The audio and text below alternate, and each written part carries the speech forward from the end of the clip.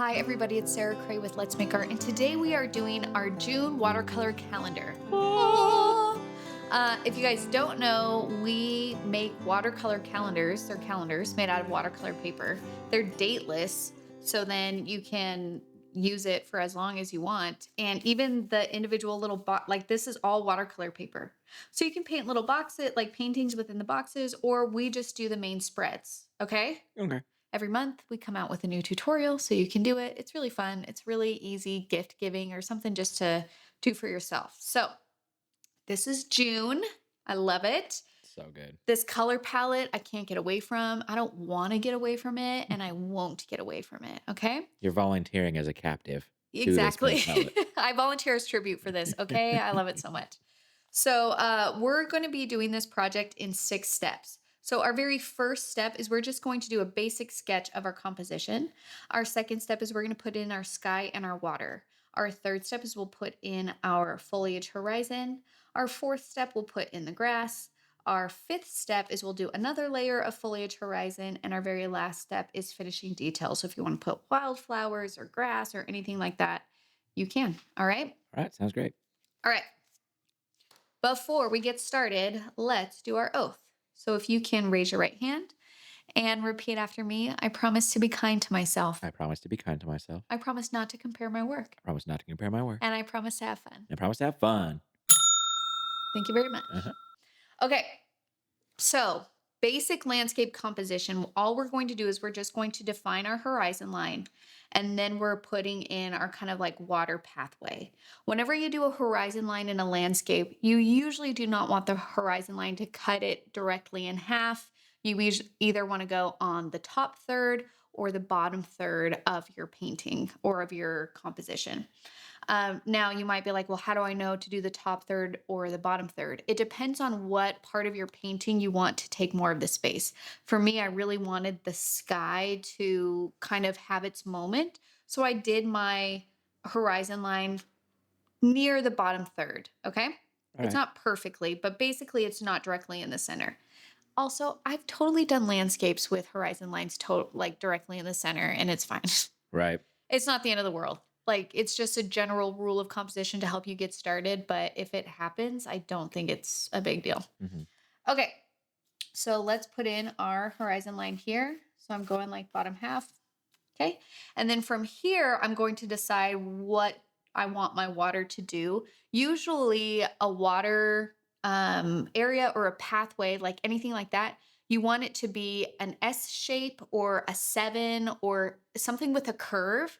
Because if you do it straight on, you it's just not as visually interesting. What I mean by that is because I have so many curves here, this automatically is leading my eye through this composition beautifully.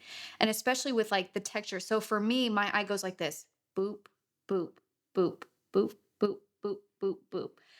If you do something that's just straight on, then all your eye or the viewer's eye is going to do is go boop and then kind of just stop there. And our hope as artists is we want people to stay engaged with our painting. And so that means making these moments of interest within our painting that bounces the viewer's eye around enough that they stay engaged. Okay? All right. So I like to start with just kind of a curve like that. And then I go from there to see if I like that. This one had an extra curve, but I actually really like the shape of this. So I'm going to keep it. After I do one side, I'm going to do the other side. But you have to remember that with perspective, the things that are closest to us are going to be wider. And then as they make their way back in the distance, they thin out. So here, I'm not going to see much of that other line. And then we can kind of start to curve things like that. But it's kind of like a tree trunk in the way that like the thickest part of the water should always like be closest to us. In the same way that like the thickest part of the trunk of the or branch of a tree is what's coming out of the trunk. And that part is never thicker than the main trunk. This analogy doesn't work very well, sorry. I started it and then at the end I'm like, I loved never it. mind. I loved it. Thank you. We're keeping it. Okay. And then I can just kind of shape things where like I don't know if I like that full curve. Let's see. I kind of just like play around. Boop, boop, boop. And notice that I'm not like erasing a lot of lines. I'm just going over them because then I can just make decisions. Ooh, I like that better. Okay. Brr, brr, brr.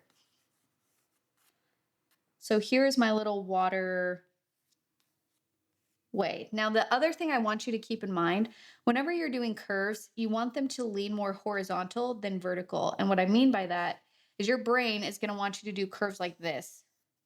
But that is not how curves work on land because land is horizontal. It's on the ground. So whenever you have a curve, you always are going to take some times to add some um, horizontal line work to it. And that's going to flatten it out to where it feels like it's more on the ground. Okay? All right. That's it. That's all I'm going to do. I'm not even going to erase because I'm edgy. All right. Now we are going to get into the painting part. I'm going to use a round 12. You can use whatever brush you want. I would go larger if you have larger.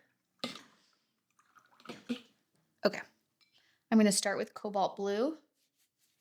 And I'm just going to swoop. So I put in some cobalt and then I just grab some water and I'm just making that color move. Now I'm going to mix in some opera pink with my cobalt. That's going to give me a purple color. And I'm just going to swoop that into my blue, letting that color mix or not mix and do its own thing. Now I'm going to grab some opera pink, same thing, swoop it in. And note, like, it's fine if your painting doesn't go all the way to the edges. The biggest thing here is value. So our strongest value of blue is going to be at the very top. That's like the main thing. Also, if you want there to be textures, you kind of just swoop it and then you leave it. I may have missed it, but did you warn people to put the hole at the top of your paper? I did not, Michael. Good call. Make sure your hole, when you tape your paper, make sure your hole is at the top. Or you're going to have an upside down painting and Or they're going to have a bad time. And then you'll be very sad. And then I'm just going to add a hint, ooh, maybe too strong, of yellow along this horizon line because I want to show like either the sun is rising or the sun is setting. You know, there's something going on here. Atmospheric ionization. Yes. That's what you're showing. Yeah, Yep. it is. Mm-hmm. And then maybe I'll do like a strong, I don't know, it feels like it needs a little strong swoosh. All right, that's it. That's all I'm going to do. Now I'm going to do the same thing in reverse in my water. I'm going to paint outside of the water lines. So let's actually start with this peachy pink color that I have here. And so I'm just going to boop, boop, boop, boop. And then I'm just going to try and mimic any color changes that are happening in my sky into my water. So at this point, I'll bring in some purple. And then at this point, I'll bring in some blue. Don't be afraid to go a little bit darker. Notice I am painting into the grassy area because I'm going to cover that with green anyway, and it's not a big deal. And then if there's any kind of like clouds that I want to kind of mimic, I will put that in the water. So I have a strong swoop right here that's right above my pink. So I'm just going to swoop that. And then I feel like this actually has a little bit stronger yellow. So I'm going to add that. And that's it. Perfect. That wasn't too hard. It's not too hard at all. We're going to let that. Oh, no, we're not going to let that dry. Nope. I'm going to add foliage while it's still wet because I want it to bleed. So I'm going to use like, you can use Q Gold, Phthalo Blue. I like to mix a little bit of Indigo in there or Payne's Gray because it just gives me like an earthier green. And along the sides here, I'm going to put in this foliage, just using the tip of my round brush. It's going to move a lot and I'm going to let it. I'm not going to try and control it. Whatever it does, I'm going to be like, all right, there's a tree that's very tall or not tall at all. And this is just the first layer, so we'll go back and shape it later. But this is just showing that there is foliage in the distance. One thing that I'm doing to kind of make the viewer's eye go directly to the center of my painting, I want to lead them to this curve, is I'm going to do foliage that's tall on either side and then gets shorter as it goes to the center. That kind of creates a runway almost for the eye to direct them right to that center, which will follow the curve of the waterway. Okay? Okay. You'll also notice that when I add green, it mixes with the colors of my sky. Do I say, oh no, and pick it up? No, I let it go. Okay. Cause it just like adds to it. I don't know. And it's pretty. Um, Sometimes though, I don't like how like this looks chunky. You see that? Which Chunk, is chunk, what you chunk. want, right? I mean, like, I really like this. Okay. If you really like this, then leave it. For me, because I like this, I'm going to purposely go in there and just kind of like Chunk it up. chunk it up while it's still damp. But if you really like the even smoothness of it, then don't do that part. And there's nothing wrong with not doing that part. You know what I'm saying? Hmm. It's interesting how the green has affected the pink. I know. Look at that. It goes into there and it creates these new lines. Yeah. Interesting. I love it so much. Okay. Now what we're going to do is we are going to do our grass. So I kind of want the top parts of my grassy field to be warm. So I'm going to start with Q Gold.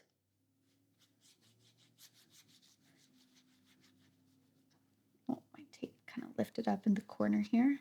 There we go. And I'm going to like softly and gently go towards the waterway. But this is still a bit damp, so I'm just kind of being careful of how much paint I'm adding in there. One way to ensure that your green doesn't bleed into the waterway is to wait for everything to dry. At this point, you can like dry it. But I'm feeling edgy, so I'm just gonna like go for it.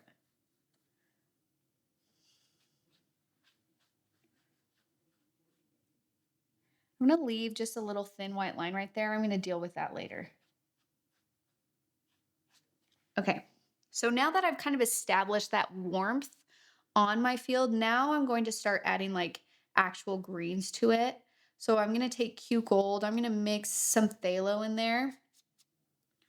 And then especially along like the bottom,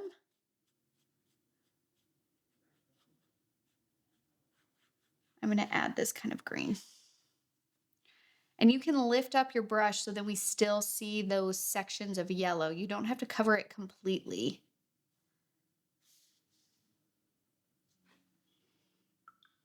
I'm trying to decide.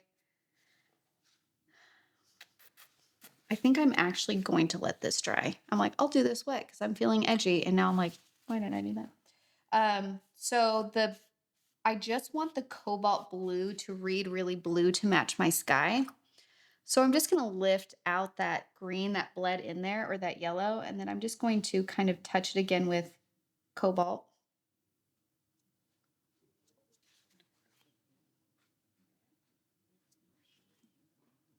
And purple. I'm trying to get that kind of coloring back to match my sky. I was painting too wildly, my friends.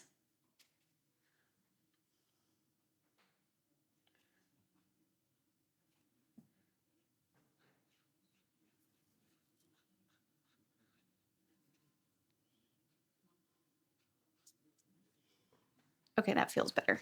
Now I'm going to actually let it dry. Welcome to Michael and Sarah's Talking Corner. I have a question for you, Sarah. Okay. You paint a lot. Yes, I do. How often would you say, as a professional painter now, do you stop a painting halfway because you're like, this is not fixable? Does that happen ever? Or do you kind of push through to the end no matter what to see if it gets fixed? I will say it is rare when that happens. Because you're just like, we'll see how this goes kind of thing? Most of the time, and this is what I've learned after years of doing this, if I stop a painting halfway through because I'm like, this is trash and I can't fix it, that has more to do with my mood than it has to do with my skill to be able to fix it. I really feel like paintings can be adjustable a lot of the times when I'm feeling frustrated and when I'm feeling like nothing is working and I blah, blah, blah, blah. That's when I know I should just walk away. It's also rare. Those moods happen. They don't happen all of the time. So most of the time, halfway through a painting, if I don't like it, I know that I can pull it through somehow. Mm-hmm. Have a snack, come back later. Have a snack, come back. Okay, there we go. Thank you for coming to Michael and Sarah's Talking Corner. Okay, so I'm just going to continue on with what I was doing, which is adding green to my gold ground. Now notice that I'm not covering up all of it. At this point, like I like to put green in and then I just use water to kind of spread it. Oh, there was some phthalo on there.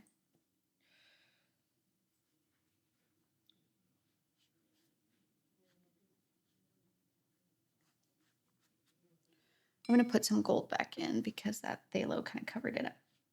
Go. Nice. And I like when there's a hint of like a vignette to my painting. And what that means is like the edges are a little bit darker than the middle. So I like to do like a darker value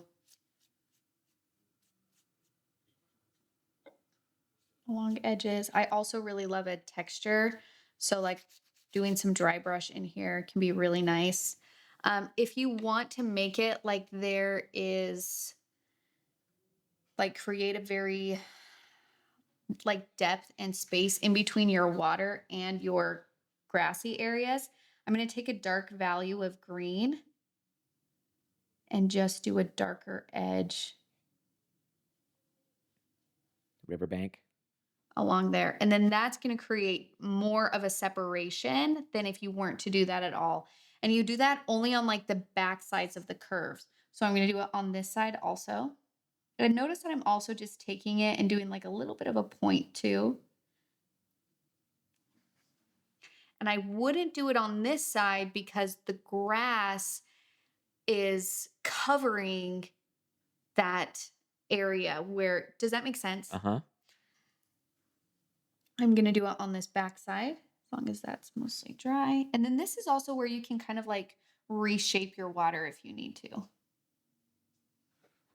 Okay, like for example, this got a bit wider back here than what I originally painted, which once you see that, you just go, okay, I'll just thin you out, not a big deal. Or if you don't mind that it's wider, leave it. But I want it to be a little bit thinner in the back to really go and speak to that distance. Mm-hmm. And then I'm also going to address that little white area that I had back there. Okay.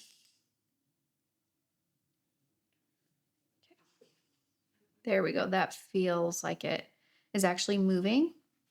And then I'm going to take a foliage brush.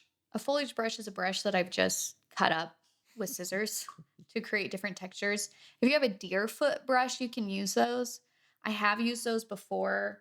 People have better luck with them, but I like just cutting up my own brushes. And I'm going to take a dark green and I'm going to do more shapely foliage in a darker value along my horizon line. And something that I like to do too is you can stamp your brush, or sometimes I like to do like smear it down. It gives it kind of like a willowy tree feel, or maybe like Spanish moss or something like that. Like, you know what I mean? It kind of shapes your foliage a little bit differently. Mm-hmm. And anytime you can add like different textures and values and colors of green to a foliage line, it's going to make it feel full and varied. Okay, and I'm going to do the same thing on the other side.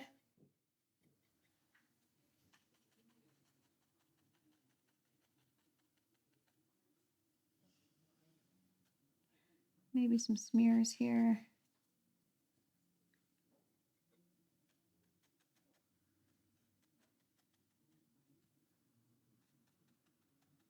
I have a video of how to make your own foliage brush if you guys are interested in that. That's on YouTube. I think it's called Utube, Yeah, that's how you pronounce Spanish. it. Mm-hmm.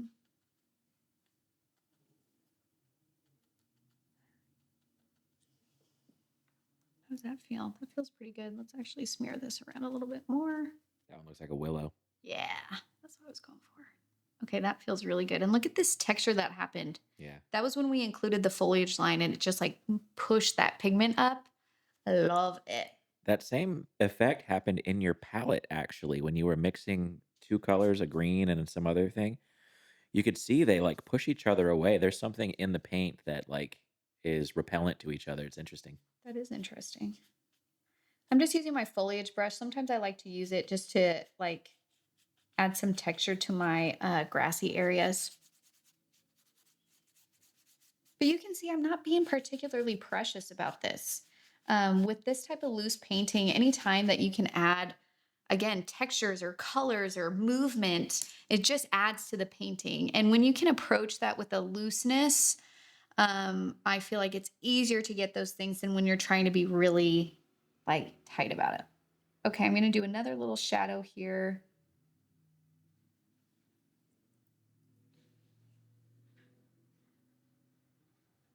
There we go.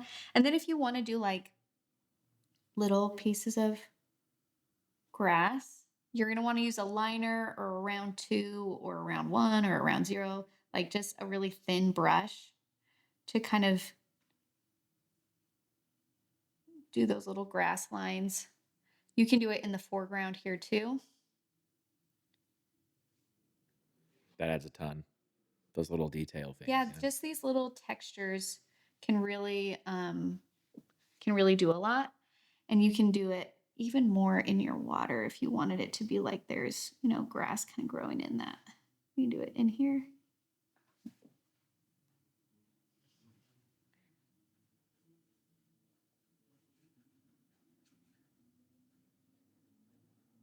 Now, if you were to do it back here, these would be like barely visible. Like you really wouldn't be able to see them because of how far away it is. So you can do like a little dry brush or anything like that, but you don't want to go too crazy because again, that's so far away that you really wouldn't see it.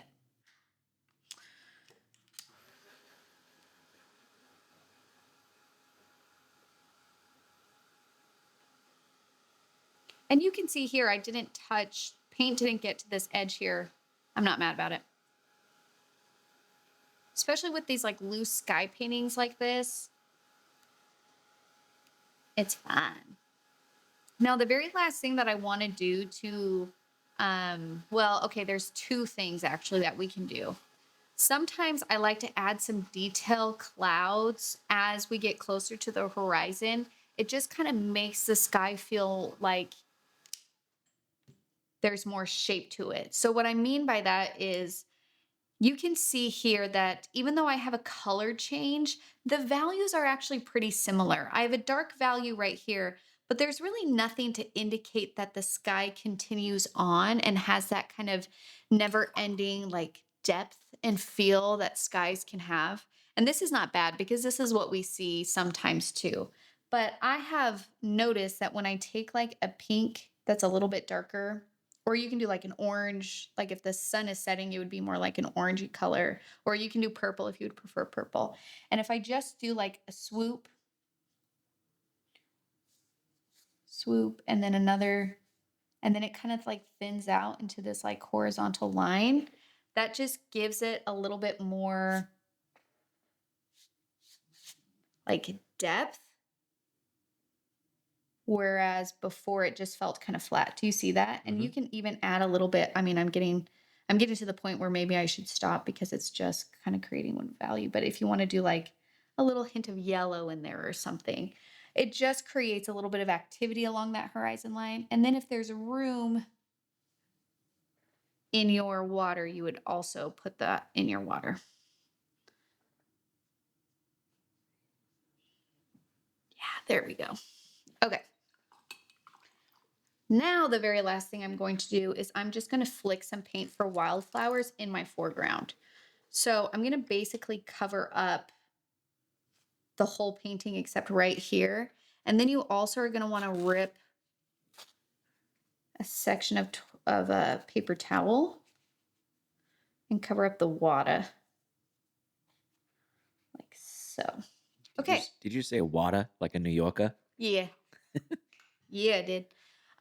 Some water. Okay, first I'm going to use white, and you can use whatever colors you want. But I'm going to start with bleed proof white.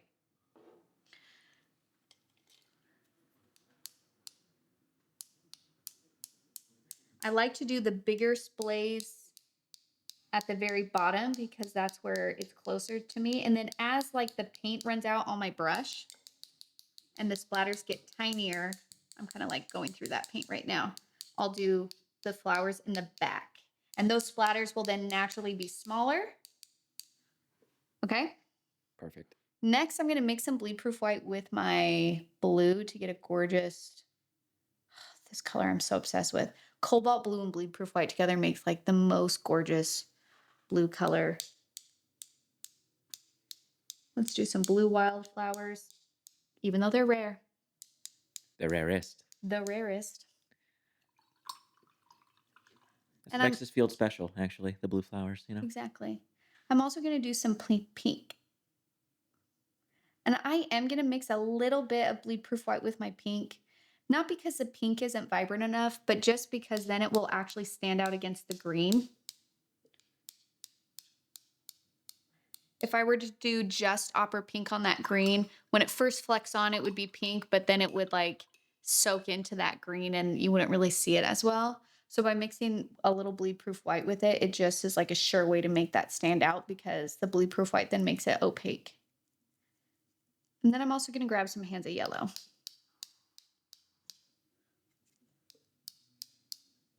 All right. Beautiful. Isn't that pretty? Yeah, love it. And if you wanted to do like some stems or like something in there to do some grass textures or anything like that, feel free to, but also don't feel like you have to. And here I just kind of want to show you, you can see like this idea in terms of painting like this is easily adjustable. You know what I mean? Like I slightly switched up the curve of my water. It gives it a little bit of a different feel. You guys can absolutely play with that. You can have the water just coming off this way and kind of just be on the side here instead of going like snaking through the center. You can do different foliage cover colors. If you switch up the colors of this and just do like an orangey dark green and then like red and yellow wildflowers, this is all of a sudden fall. You know what I mean? You can do this with, we've done a very similar scene for winter. Like, I just love showing you guys things that are loose, that don't require a ton of planning and like perfection for it to be beautiful. And then showing you that just by adjusting colors slightly or composition slightly, you're going to have a totally different painting, but the techniques are the same. So like by teaching you guys how to do this, my intent and my hope is that then this is going to give you the permission and the freedom to do 20 more paintings using these same techniques, but are going to give you wildly different results. Okay. All right. I just need to darken this line. Yeah, that feels better. Perfect. Let's darken this too. Yep. Isn't that nice? Mm-hmm. It's funny what a little shadow can do. Oh, feels so much better. Okay. That's it. That's our calendar for June. Love it. Isn't it stunning? It really is. I'm actually going to dry this and then I'll remove the tape and we'll flip through it. All right. Okay. Summer in Missouri is so pretty to look at. This just reminds me of like green summers here. And honestly, that's what inspired this because right now it's like the bright greens of spring are coming through. And so just like driving around or looking at like the land that we have on our house, it's just like the amount of green and foliage and lushness that I'm seeing. I'm like, oh, I got to paint it, you know? Gotta Paint. forget about it. Gotta paint it. Forget about it. Okay. I can tell already that I am going to have a little bit of bleeding. That's not a huge deal. And that's just because I didn't take my finger and make sure that the tape had adhered to every section. But if you just run your finger along the edges before you start painting, that will save any bleeds. You can also take bleed proof white and just whiten any bleeds. So then it gets a clean edge. I do that all the time. And if you're someone who wants your paper or wants your calendar to be as flat as possible, you are not going to want to remove the tape for at least a day. I'm going to do it now because I want to show you guys all of them. But for you guys at home, leave it taped for about 24 hours and your paper will dry way more flat.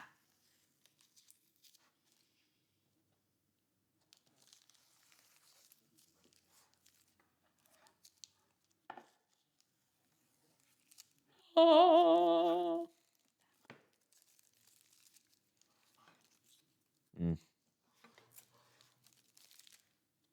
Okay, you just want to peel away. Start gently. There you go. beautiful. It's actually so nicely framed on your little artboard too. It is actually. Look at that. So here I have a little bit of bleeding. If that really, really bothers you, I would let it dry a little bit longer and then I would just take some bleed proof white and clean it up and it would cover that right up. All right. All right, you guys ready to, oh God, June. Okay. Whew. It's always scary when you first and tape it and flip and be like, October. did I paint the right one? All right. I'm ready. Okay. So here's our calendar. Okay. We're starting with January. Okay. Ready? Okay. Oh, joyous. February. Freakishly good. March, magnificent. April, amazing. May, majorly awesome. Good job. I don't know. And then our last one, June, jubilant. jubilant. Love it. Thank you. Michael, good job with All your made up on the spot. adjectives. Thank you. All just Hilarious. Thank you guys so much for joining me. I hope you're having fun with this series. It really is just fun to add to our calendars every month and try and capture the feeling of that season. If you need any of these supplies, you can find them at letsmakeart.com, and we'll see you guys next time. Bye.